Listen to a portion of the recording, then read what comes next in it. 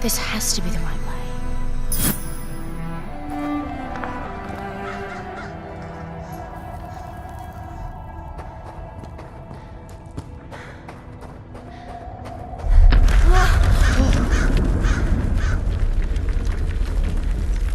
Before we continue, let's stop a moment and take a look at some of the key features of this demo.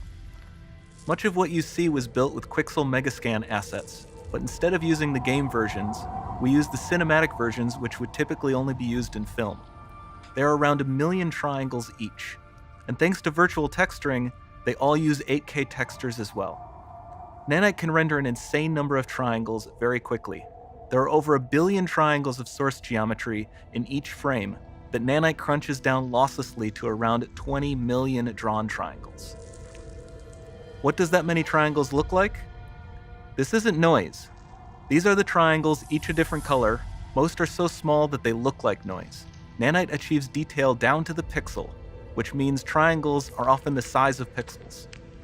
This amount of geometric detail requires shadows to be pixel accurate as well, and Nanite can do that too. Speaking of lighting, all of the lighting in this demo is completely dynamic, with the power of Lumen that even includes multi-bounce global illumination. No light maps, no baking here. Without GI, all of that beautiful lighting is gone. With Lumen enabled, we can move the light and the bounce changes instantly. Okay, let's keep going.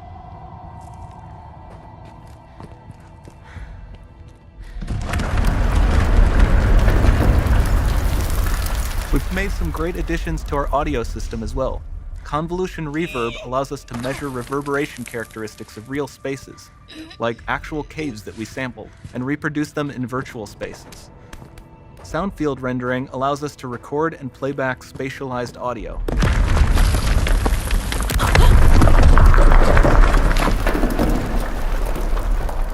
All of this adds up to a more immersive experience.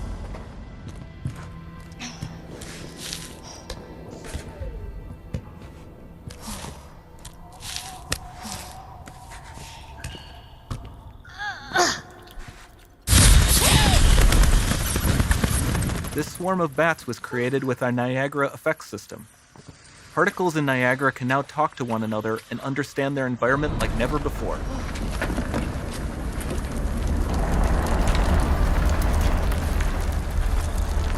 We've also added a ton of new functionality to run fluid simulations like you see in the water below.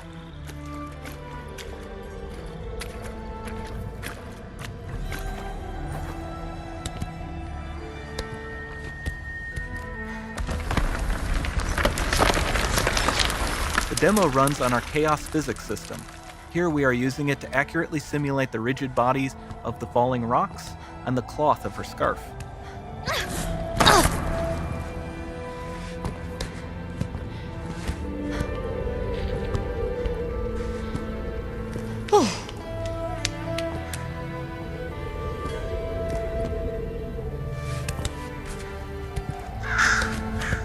Now that the environment is so complex, we've needed to greatly improve our animation systems to adapt.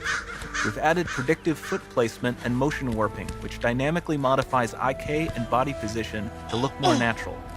For the character to more realistically interact with the environment, we've added the ability to trigger seamless contextual animation events, like her hand on the door. Looks promising.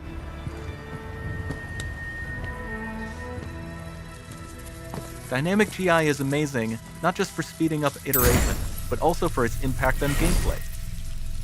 Nice. Any light source can move while still having be. beautiful bounce lighting. Dynamic illumination means specular as well, which you can see on all the metal surfaces. You can even see the Niagara-powered bugs reacting to the light. Lumen not only reacts to moving light sources, but also changes in geometry.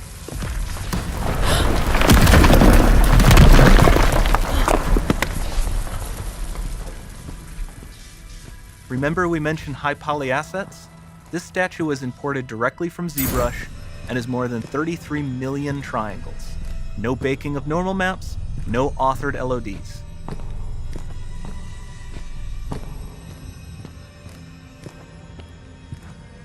And we can do more than a single statue.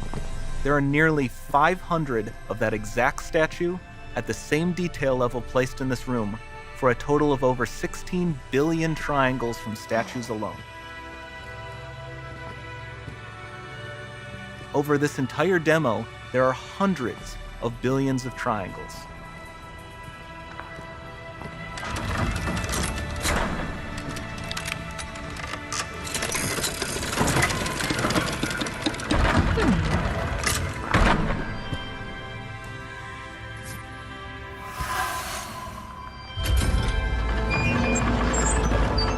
So with Manite, you have limitless geometry, and with Lumen, you have fully dynamic lighting and global illumination, all running on a PlayStation 5.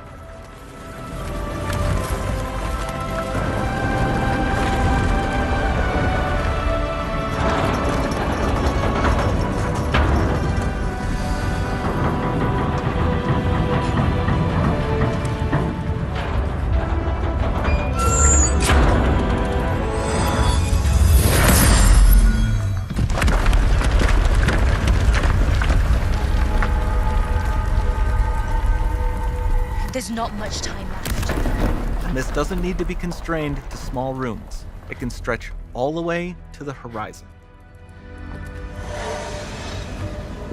The portal, it's open.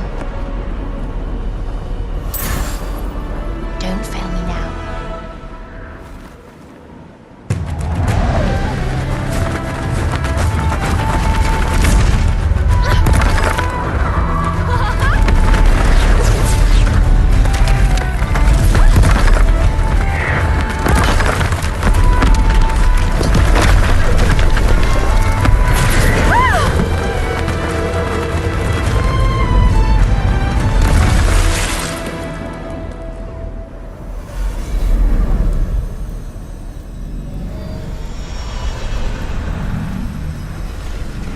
It's time to see what's next.